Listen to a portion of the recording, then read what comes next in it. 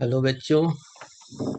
आज हम डीबीएससी का क्लास 10th का रेडीनेस असेसमेंट टेस्ट पेपर के बारे में डिस्कस करेंगे। पहला ही ये बोर्ड का ये टेस्ट पेपर है। तो ये डीबीएससी का, एक मिनट में थोड़ा ड्राइंग कर लूं। डीबीएससी, ठीक है, दिल्ली सरकार ने ये अपना बोर्ड इस साल शुरू किया है। पहला 12th का और 10th का भी बोर्ड हो रहा है, जिसमें ये रेडीनेस असेसमेंट टेस्ट लिया गया है। इसमें हम डिस्कस करेंगे। शुरू करते हैं फर्स्ट क्वेश्चन से। फर्स्ट क्वेश्चन आप देखो, microbeads in cosmetic like face scrub and shampoo are a serious threat to our environment. इसमें दिया है कि आप इसके अल्टरनेटिव क्या यूज कर सकते हैं। चार बच्चों ने किया है, जिसमें जो हमारा मार्किंग स्कीम है उसके अकॉर्डिंग कॉफी पाउडर को माना गया है। But Apple pulp and guava pulp भी आपका ऑप्शन बन सकता है, ठीक है, लेकिन बेस्ट ऑप्शन यहाँ कॉफी पाउडर है, ठीक है, जिसमें सी ऑप्शन और स्नेहा वाला ऑप्शन आपको चूज करना है। नेक्स्ट है फूड चेन है। इसमें बताया गया है कि कौन सा ठीक ठाक है। तो देखो 10% लॉ यहाँ काम करता है। 10% लॉ, ठीक है। ये 10% लॉ क्या कहता है? कहता है कि हर लेवल पे आप 10% ही एनर्जी अगले बार में डाल सकते हैं। तो हमारे पास ये वाला ऑप्शन सिर्फ सेट कर रहा है 100 से 10, 10 से 1, 1 से 0.1, हर में 10% ये जा रहा है। तो ये वाला ऑप्शन मतलब आर वाला ऑप्शन जो होगा हमारा इसमें बेस्ट ऑप्शन है। और इस 4 student propose A design of A water harvesting structure. इसमें दिया गया है कौन सा बच्चा ठीक किया है। इसमें ये ध्यान रखना है, ये वाला जो कॉन्सेप्ट है ना इधर, ये वाला जो पोर्शन है ये पहले आना चाहिए, इसके इसके पहले आना चाहिए। तो इन दोनों में दे रखा है, इनमें नहीं दे रखा है, तो ये वैसे ही गया। और हमारा बेस्ट ऑप्शन यहाँ पे ये दिख रहा है। बट कई जगह पे अर्थन अर्थन का भी है। अर्थन हम बंद भी यूज करते हैं ट्रेडिशनली, तो ये भी ऑप्शन हमारा सूट कर रहा है। लेकिन इसमें जो दिया गया है मार्किंग सिम ने इसको माना गया, ठीक है। फोर्थ क्वेश्चन में देखो, प्रोड्यूसर से कंज्यूमर नहीं जा रहा है, क्योंकि प्रोड्यूसर जो होगा प्लांट होगा या प्लांट प्रोडक्ट, ठीक है। तो प्लांट प्रोड्यूसर है, उसको खाया इसने, ठीक है। तो ये हो गया प्राइमरी कंज्यूमर माइस, और ये हो गया सेकेंडरी कंज्यूमर। यहाँ प्राइमरी कंज्यूमर से सेकेंडरी कंज्यूमर की तरफ में एनर्जी फ्लो हो रहा है, ठीक है, इसमें कोई प्रॉब्लम नहीं है। The table show the hints Seema gave to a team to identify the organic compound during quiz. It is use in ripening of banana. It is a product of plastic. It is used in the product of plastic. It is used in industrial fuel.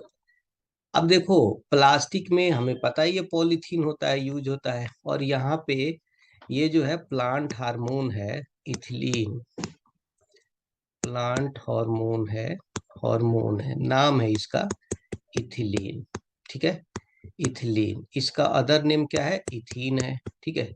तो आपको जो भी लगे, या C2H4 बोल दो इसको, ये सारी चीजें होंगी। ये सेकंड ऑप्शन हमारा इसमें होगा, ठीक है। 6 क्वेश्चन में देखो, कैटिनेशन और के क्या है? तो वही है, ये मान लो कार्बन, ये कार्बन, तो कार्बन में ये प्रॉपर्टी होती है कि वो लंबा चेन कार्बन का बनाए। तो बीच बीच में कार्बन डाल दो, स्टिक डाल दो, तो डो एंड मैच स्टिक ज्यादा अच्छा होगा ये ऑप्शन, ठीक है। नेक्स्ट है हमारा tendency of a atom to lose electron shows it electropositive character. बात सही है, जो जितना ही आसानी से इलेक्ट्रॉन लूज करेगा वो उतना ही ज्यादा इलेक्ट्रोपॉजिटिव होगा। और ये मेटल के कैरेक्टर्स होते हैं। When we go from left to right in a period, ठीक है, क्या होता है? मेटेलिक कैरेक्टर डिक्रीज होता है। मेटेलिक कैरेक्टर डिक्रीज होगा मतलब इलेक्ट्रोपॉजिटिव कैरेक्टर भी डिक्रीज होगा।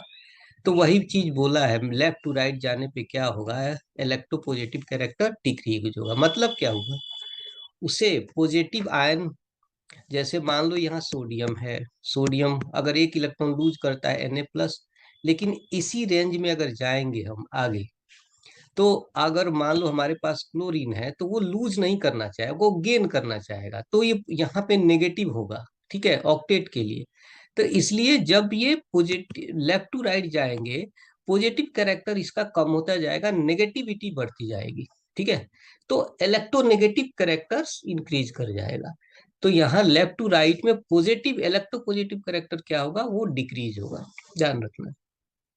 एट्थ क्वेश्चन में कॉपर वायर, लेड बल्ब और मैग्नेट दे रखा है, ठीक है। इसमें हमें कह रहा है कि आपको क्या करना है, बल्ब को ग्लो कराना है, ये क्वेश्चन है, बल्ब को ग्लो कराना, ठीक है। यहाँ पे इसमें ये सब चीजें दे रखी है, इसमें कह रहा है आपको बल्ब को ग्लो कराना है। आपने बनाया होगा सोलेनॉइड, ठीक है, इस तरह से कॉपर वायर से हम सोलेनॉइड बना देंगे। यहाँ बल्ब को ग्लो कराने के लिए कनेक्ट कर देंगे, यहाँ पे यहाँ बल्ब लगा देंगे, ठीक है, इसको कनेक्ट कर देंगे, ठीक है, इसको कनेक्ट कर देंगे। और उसके बाद हम क्या करेंगे, इसमें इसमें हम क्या करेंगे, मैग्नेट, कोई मैग्नेट ले लेंगे यहाँ से। हम क्या करेंगे, मैग्नेट लेंगे, बार मैग्नेट, उस बार मैग्नेट को ना इस सोलेनोइड के अंदर बाहर अंदर तेजी से करेंगे। इसके बाहर अंदर तेजी से करने से क्या होगा, करंट का फ्लो होगा, और करंट के फ्लो होने से ये बल्ब जो होगा ग्लो करने लगेगा, ठीक है। हमने गैल्वेनोमीटर भी डाल के चेक कर सकते हैं, वो करंट फ्लो करेगा तो डिफ्लेक्शन शो करेगा, ठीक है। तो यही करना था इस क्वेश्चन में, ठीक है, यही था। He wants to make a bulb to glow using the given material, how will he make the bulb glow. तो इस तरह से हम कर देंगे, बाहर मैग्नेट रख के। जब हम अंदर ले जाएंगे, बाहर लाएंगे, अंदर ले जाएंगे, तो वहां पे क्या होगा, करंट का फ्लो होगा, it work as a solenoid. इस क्वेश्चन में देखते हैं, bird sitting mainly on a high voltage wire carrying 7, कितना भी वोल्ट है, ठीक है, कह रहा है उसे इलेक्ट्रिक शॉक नहीं लगता है, लेकिन ह्यूमन बीइंग को लग जाता है। ऐसा क्यों होता है, क्योंकि इस केस में जब बॉड होती है किसी वायर पे, ये बॉर्ड है वायर पे, मान लो इसके, ये बॉर्ड इस वायर पे बैठी हुई है, ऐसे में क्या होता है, इससे यहाँ पे जो पोटेंशियल डिफरेंस है, पोटेंशियल डिफरेंस पीडी, यहाँ पे और यहाँ पे कोई प्रॉब्लम नहीं है, सेम रहता है उसका, तो कोई प्रॉब्लम नहीं है। लेकिन अगर वही कोई ह्यूमन बीइंग इसको टच करता है, तो देखो यहाँ पोटेंशियल डिफरेंस सपोज करो इतना किलो वोल्ट है पोटेंशियल डिफरेंस, लेकिन उसके पैरों पे तो कोई नहीं है डिफरेंस, उसके पैरों पे तो है ही नहीं। तो यहाँ पे क्या होगा, यहाँ पे यहाँ से पोटेंशियल डिफरेंस में क्या होता है, करंट का फ्लो होता है। जब पोटेंशियल डिफरेंस होगा तभी करंट का फ्लो होगा। यहाँ पोटेंशियल डिफरेंस जनरेट होता है, यहाँ पे, यहाँ करंट है इतने वोल्ट का, यहाँ तो कुछ नहीं है, तो यहाँ से करंट का फ्लो होना शुरू होगा अर्थ की तरफ, क्योंकि वो ग्राउंड से टच में है, इसलिए उसको इलेक्ट्रिक शॉक लगता है। लेकिन बर्ड्स के केस में नहीं होता है, बर्ड्स यहीं पे बैठी हुई है, तो यहाँ जो पोटेंशियल डिफरेंस वाली बात कोई क्रिएट ही नहीं हो रही है उसको, यहाँ से यहाँ गया करंट और फिर दोबारा लौट के उसी के पास आ गया, ठीक है, वहां फ्लो नहीं हो रहा है, यहाँ पे वो ग्राउंड में फ्लो होना शुरू कर जाता है, जिसकी वजह से ये कंडक्टिंग वायर बन जाता है उस ह्यूमन बीइंग का बॉडी, और वहां पे इलेक्ट्रिक शॉक लगता है, ठीक है। इस क्वेश्चन में कह रहा है, तो इस क्वेश्चन में कह रहा है कि उसको क्या देखना है, हाँ, रीडिजाइन करना है, R3 में करंट का वो उसको मेजर करना है। करंट के मेजर करने के लिए क्या, I = V/R होता है, तो भी तो है नहीं यहाँ पे, तो यहाँ पे हम क्या करेंगे, ठीक है, भी, अच्छा, भी यहाँ पे है, उसमें कह रहा है एम्पियर, ही वांट्स टू, हाँ, अगर करंट को हमें मेजर करना है तो इस एम्पियर को ना, एमीटर को हमें यहाँ से उठा के यहाँ डालना पड़ेगा, यहाँ डालना पड़ेगा, तभी मेजर कर सकते हैं हम करंट का, ठीक है। मेजर करने के लिए एमीटर चाहिए, एमीटर वहां पे लगा हुआ है, तो क्या होता है, सीरीज कनेक्ट पैरेलल कनेक्शन में अलग अलग करंट फ्लो होगा, मतलब यहाँ अलग फ्लो करेगा, यहाँ अलग फ्लो करेगा। तो यहाँ का मीटर अलग होगा, यहाँ का मीटर अलग होगा। तो हमें R3 को मेजर करना है, उसके करंट कितना जा रहा है, तो मीटर में यहाँ लगाना होगा। नेक्स्ट क्वेश्चन देखते हैं। ठीक है, इको फ्रेंडली अगर है, बट डिसएडवांटेज क्या है हाइड्रो पावर का? डिसएडवांटेज यही है कि जब हम डैम बनाते हैं ना, मान लो यहाँ डैम बना दिया, यहाँ से पानी आ रहा है, तो इधर बहुत सारे पेड़ पौधे थे, वो सारे पेड़ पौधे फिर एनिमल्स भी सारे सबमर्ज हो जाते हैं वाटर में। यहाँ डैम बनाया तो वाटर लगा दिया हमने, वाटर। इसकी वजह से क्या होता है, बायोडाइवर्सिटी लॉस होता है। तो एक तरह से डिफोरेस्टेशन, एक बायोडाइवर्सिटी लॉस होगा। नेक्स्ट करते हैं। इस क्वेश्चन में देखो फूड चेन पूछ रहा है, आपके सोचना है इन सब चीजों में कि फूड चेन में क्या होता है, प्रोड्यूसर से प्राइमरी कंज्यूमर, प्राइमरी से सेकेंडरी। पहला देखते हैं, ग्रेन है, चलो भाई प्रोड्यूसर में आ जाएगा। स्नेक आ गया, स्नेक कभी भी प्राइमरी नहीं है, सेकेंडरी कंज्यूमर है, वो कार्निवोरस है। वो मैक्सिमम देखा जाता है दूध कभी कभी पीता है, लेकिन वो जनरली वो कार्निवोरस है। तो यहाँ पे स्नेक आ गया, स्नेक को पीकॉक खाया, पीकॉक को आउल खाया। ठीक है, कुछ अजीब सा नहीं लग रहा है, पीकॉक और आउल, आउल से बड़ा होता है पीकॉक, तो ये थोड़ा सा गड़बड़ हो गया यहाँ पे। दूसरे वाले में देखते हैं, ग्रास को हॉग खाया, संभव ही नहीं है, हॉग ग्रास को नहीं खाता है, ये भी गड़बड़ है। ठीक है, तीसरा देखते हैं, प्लांट्स पीकॉक स्क्वायर स्नेक। ठीक है, स्क्वेरल स्नेक, हाँ स्क्वेरल है, स्नेक है। चौथा है ग्रास ऊपर, ग्रास ऊपर वाला नहीं होगा क्योंकि ग्रास पहले आना चाहिए, प्रोड्यूसर पहले आना चाहिए। तो बेस्ट ऑप्शन हमारा लग रहा है अली वाला ही होगा। ठीक है, ये भी ऑप्शन उतना सूट नहीं कर रहा है, बट करेंगे तो बेस्ट ऑप्शन इसी को डालेंगे। ठीक है, प्लांट्स पीकॉक स्क्वेरल स्नेक। वैसे स्नेक पहले आना चाहिए पीकॉक के बाद, लेकिन इन सब में देखेंगे तो यही मिलेगा, है ना, फूड चेन सीक्वेंस में नहीं डाला गया यहाँ पे। नेक्स्ट क्वेश्चन में है कि भाई केमिकल केमिकल्स कंसंट्रेशन किसमें ज्यादा होता है? तो याद रखना आपको, टॉप कंज्यूमर में ना, टॉप कंज्यूमर में सबसे ज्यादा केमिकल्स डिपॉजिट होगा। तो इस क्वेश्चन में आपका ये हो जाएगा ऑप्शन। नेक्स्ट क्वेश्चन है, अनु ferment molasses sugar C two for uses is to ferment molasses which product? ठीक है, फर्मेंटेशन में क्या होता है ना, आप C6H12O6 को विदाउट ऑक्सीजन करोगे तो किस में बनेगा, C2H5OH, that is called ethanol. ये मेजर प्रोडक्ट होगा, इथेनॉल इसमें मेजर प्रोडक्ट होगा फर्मेंटेशन में ये मेजर प्रोडक्ट होगा। ठीक है, तो ये होगा हमारा। तो पूछ रहा है मेजर प्रोडक्ट क्या होगा, ये हो गया। ठीक है, 15 में there has been a net loss of 100 million hectare of forest over this. Deforestation से क्या लॉस होता है, हेवी स्नोफॉल, कोई मतलब नहीं बनता है, डाइवर्सिटी भी नहीं होगा, ग्राउंड वाटर पॉल्यूशन से इसको कोई मतलब नहीं, सॉइल इरोजन होगा।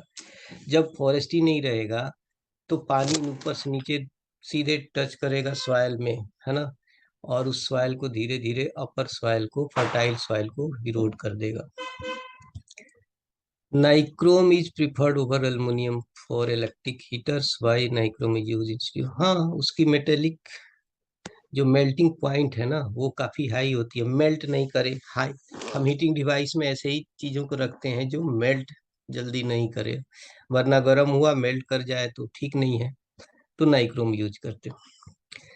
प्रिया wants to make a flash card to election, हाँ, इलेक्ट्रॉन डोज स्ट्रक्चर करना है, तो आपको तो पता ही है, कार्बन कार्बन बना दो, और कार्बन के साथ जैसे यहाँ पे किसका करना है, एथीन का करना है, तो मतलब यहाँ डबल बॉन्ड बनाओगे आप। ठीक है, यहाँ कार्बन हाइड्रोजन के साथ, यहाँ हाइड्रोजन के साथ, यहाँ यहाँ पे। ठीक है, और फिर आप क्या करो, इसके साथ आप हाइड्रोजन को ला दो, यहाँ हाइड्रोजन, यहाँ हाइड्रोजन, इसका ये हो जाएगा, यहाँ हाइड्रोजन, इसका ये हो जाएगा, यहाँ हाइड्रोजन इसका। तो हाइड्रोजन का भी डुप्लेट पूरा हो गया, और इस कार्बन का भी ऑक्टेट पूरा हो जाएगा। ठीक है, यहाँ से इस तरह से इसको भी कर सकते हैं, इसका डुप्लेट ऑक्टेट पूरा, हाइड्रोजन का डुप्लेट पूरा, ऐसे से बना देना। ठीक है, डॉट बनाना है, ठीक है, डॉट ऐसे करके बना लेना। ठीक।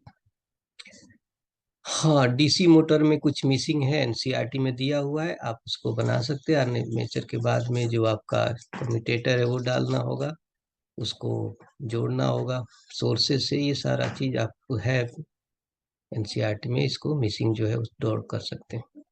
इस क्वेश्चन में कह रहा है metallic character increasing, increasing when we go down the group, है ना। जैसे फर्स्ट ग्रुप है पीरियोडिक टेबल में, ठीक है, फर्स्ट ग्रुप में आप आओगे या फिर सेकंड ग्रुप में, तो साइज बढ़ते जाता है, ठीक है, ऊपर छोटा होगा, नीचे बड़ा, उससे नीचे बड़ा, जैसे जैसे साइज बढ़ता है एटम का ना, वो लास्ट वाले इलेक्ट्रॉन को आसानी से लूज कर देता है। जितनी आसानी से लूज करता है उसकी मेटेलिक कैरेक्टर उतनी ही इंक्रीज होती है, क्योंकि मेटल लूज इलेक्ट्रॉन्स, ठीक है। और जो जितनी आसानी से लूज करे वो उतना ही तेजी से रिएक्शन में भाग लेगा, वो उसका मेटेलिक कैरेक्टर उतना ही ज्यादा होगा। तो इसमें हमें बेस्ट ऑप्शन लग रहा है ये beryllium, magnesium and calcium. Nitrogen, oxygen and fluorine are atomic this atomic radii. तो फिर से एक बार देख लो, ये ध्यान रखना, when we go from left to right in a period, left to right in a period, atomic size decreases, atomic size क्या होगा, डिक्रीज करेगा। पहले इतना होगा, फिर इससे छोटा हो जाएगा, इससे छोटा हो जाएगा, इससे छोटा। ऐसा क्यों होता है?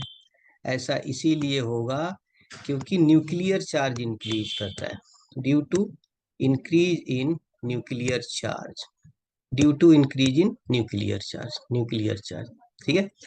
क्योंकि उनके साइज तो सेम रहते हैं, न्यूक्लियर चार्ज इंक्रीज होने से वो अच्छे से इलेक्ट्रॉन को अट्रैक्ट कर पाते हैं। तो इसमें देख लो, हमें दिख रहा है ऑर्डर अब क्या दिया है। हम्म एटॉमिक रेडियाई का ऑर्डर क्या है? ऑब्वियसली जो सबसे लास्ट वाला होगा उसकी एटॉमिक साइज सबसे कम होगी, यानी फ्लोरीन की सबसे कम, उसके बाद ऑक्सीजन, उसके बाद नाइट्रोजन। यही ठीक है ना ये? हमने, हाँ, नेक्स्ट करते हैं। ये कौन सा स्ट्रक्चर है? तो ये पेंटेन है, सिंगल बॉन्ड है, हाँ। ये साइक्लिक साइक्लिक पेंटेन है, साइक्लिक पेंटेन है, ठीक है, साइक्लिक पेंटेन, C5H10, ठीक है, C5H10, C5H10 साइक्लिक पेंटेन है। यहाँ पे किसी बच्चे ने बनाया है। इसकी जो वो होता है, वो जनरल फॉर्मूला CnH2n होता है, साइक्लिक। CnH2n एल्कीन का भी होता है, बट उसमें डबल बॉन्ड होता है। यहाँ CnH2n जो होगा ये साइक्लिक एल्केन का फॉर्मूला है, ये साइक्लिक अल्केन का फॉर्मूला है CnH2n, ठीक है, सिंगल बॉन्ड होगा इसमें। चलो, विच ऑफ द फॉर्मूला, हाँ हो गया, आदित्य, दिस। हाँ, ये देखो, ये आपके एनसीईआरटी में है, जो एस्टरिफिकेशन में है, ठीक है, एस्टर्स जो बनेंगे ना एस्टरिफिकेशन में, तो उसमें स्वीट फ्रूटी स्मेल आता है उसमें, ठीक है। और यही है इसने किया है, ठीक है। क्या क्या लेते हैं? एथेनॉल एंड एथेनोइक एसिड, मतलब अल्कोहल और एसिड लेते हैं ना, तो एस्टर बनता है, कैसा होता है, स्वीट फ्रूटी स्मेल। तो ये एनसीईआरटी में है, देख लेना है आप लोग को। इसमें कह रहा है, ये आपके पास है, ठीक है। आगे देखने कह रहा है, which area on the magnetic, so maximum magnetic strength, magnetic strength maximum जो होता है दोनों पोल पे होता है, जो हमें आर पे मिल रहा है, ठीक है। तो ऑप्शन यहाँ पे आर हो जाएगा, ठीक है, पोल पे सबसे ज्यादा होता है, मिडिल में जीरो होगा। हाँ, current carrying conductor is place in magnetic, which of the do not effect, देखो, करंट कैरिंग कंडक्टर में ना, अगर हम करंट बढ़ाएंगे तो क्या होगा, फोर्स भी ज्यादा लगेगा। स्ट्रेंथ ऑफ फील्ड बढ़ाएंगे, मतलब मैग्नेटिक फील्ड बढ़ाएंगे तब भी, मैग्नेटिक पावर बढ़ाएंगे तब भी ज्यादा होगा। लेंथ ऑफ द कंडक्टर बढ़ाएंगे तब भी हमें फोर्स ज्यादा मिलेगा, किससे नहीं हो सकता है, डायरेक्शन ऑफ करंट से कोई फर्क नहीं पड़ता है। विच of the factor do not affect the force felt by the conductor, तो ये होगा हमारा, इससे कोई असर नहीं करता। इस क्वेश्चन में है कि एक विलेज में बायोगैस बायोगैस से बना रहे हैं, ठीक है।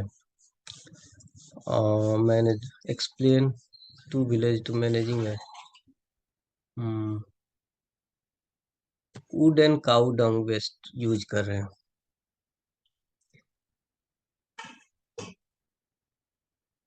Anil is studying to village to manage their. In village M, wood and cow dung. Water is cow dung waste is used. अच्छा, in village N, a biogas plant is used is set up to. देखो पहले वाले में कह रहा है fuel के लिए यूज कर रहे हैं, पहले वाले एन वाले में कह रहा है वो बायोगैस प्लांट यूज कर रहा है। तो सेकंड वाला जो होगा, ये वाला ज्यादा इको फ्रेंडली होगा। क्यों होगा? क्योंकि देखो वुड एंड काऊ डंग से क्या होता है, फ्यूल का यूज करेंगे बट क्या होता है, CO2 निकलेगा, पोल्यूशन होगा।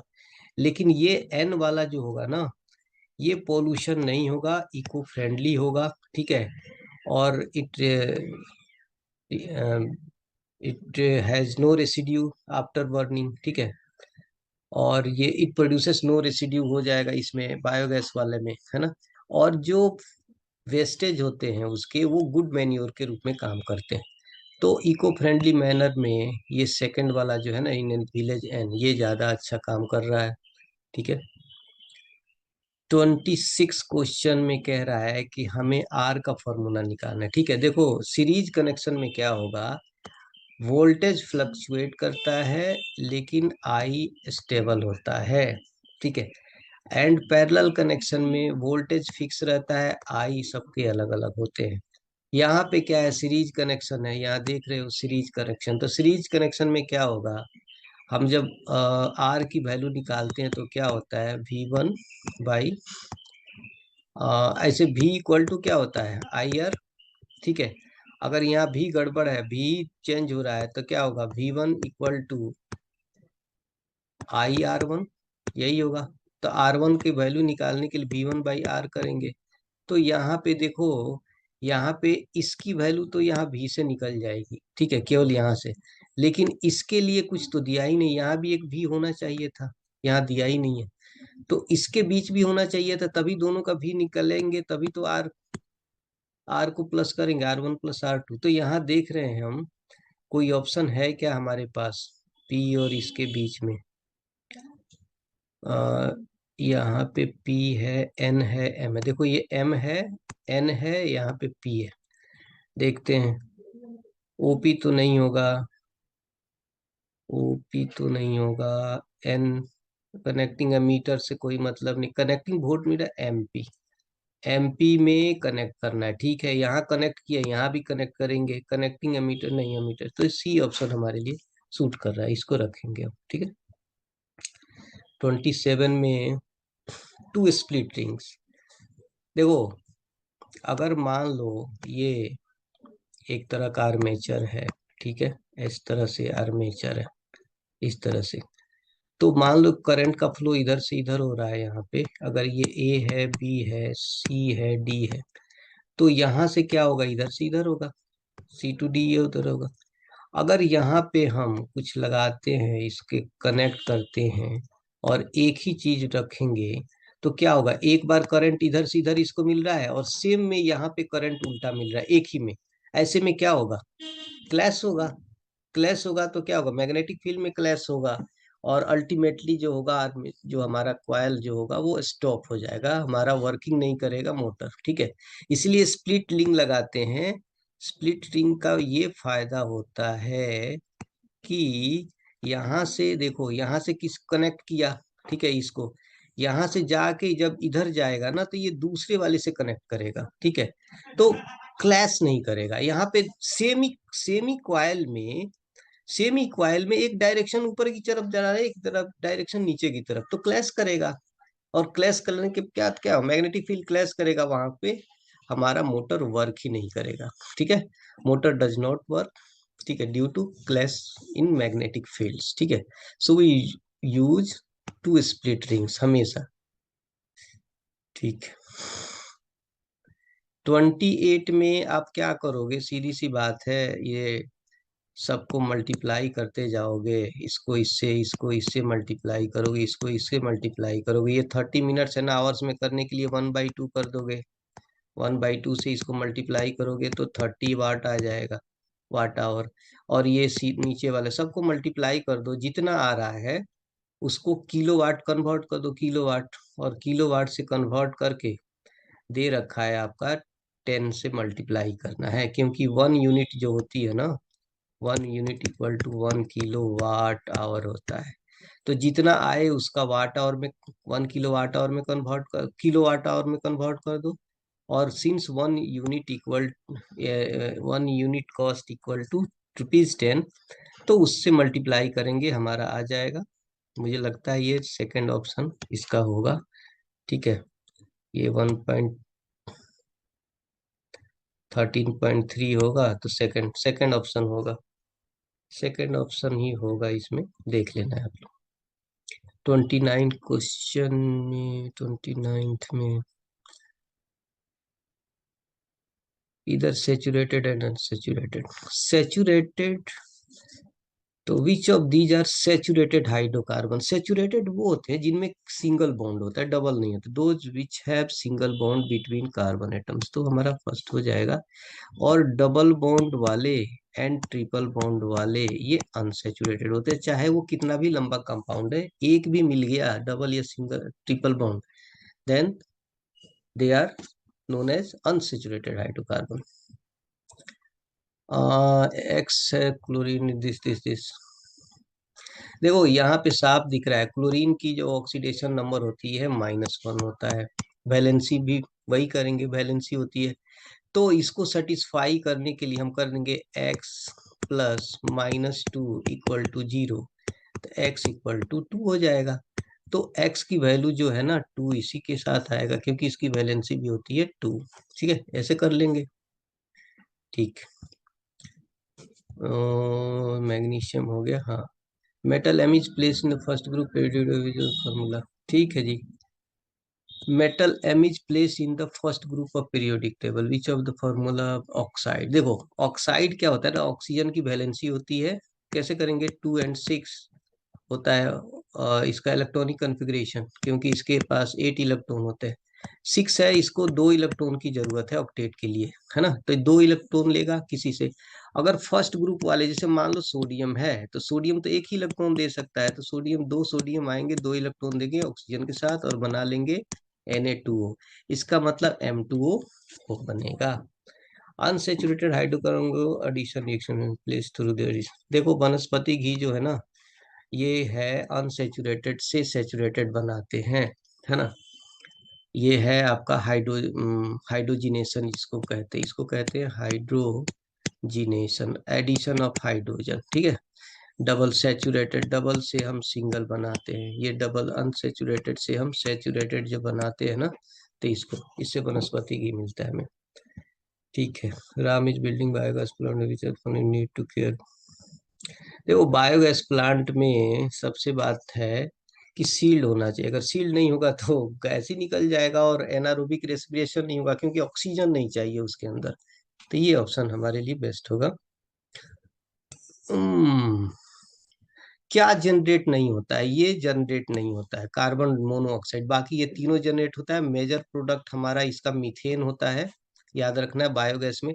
आजकल सीएनजी भी है ना, कंप्रेस नेचुरल गैस में भी मीथेन ही होता है मेन। ठीक है, इसमें मीथेन होता है। अब आप कहोगे उसमें क्या होता है, एलपीजी में, एलपीजी में जो मेजर प्रोडक्ट होता है, उसका मेजर कॉन्स्टिट्यूएंट होता है ब्यूटेन होता है, याद रखना है हमें। और सीएनजी में ये होता है नेचुरल गैस, इसी को भी कहते हैं, इसी को नेचुरल गैस भी कहते हैं। ठीक है, इसमें मीथेन मेजर कंपोनेंट होता है। इस क्वेश्चन में कह रहा है कि हाइड्रेशन से क्या होगा, फूड प्रिजर्व कैसे होगा। अरे भाई हाइड्रेशन होगा, पानी निकल जाएगा, पानी निकल जाएगा तो bacteria cannot survive in less moisture. तो लिख देंगे बैक्टीरिया कैनोट सर्वाइव सर्वाइव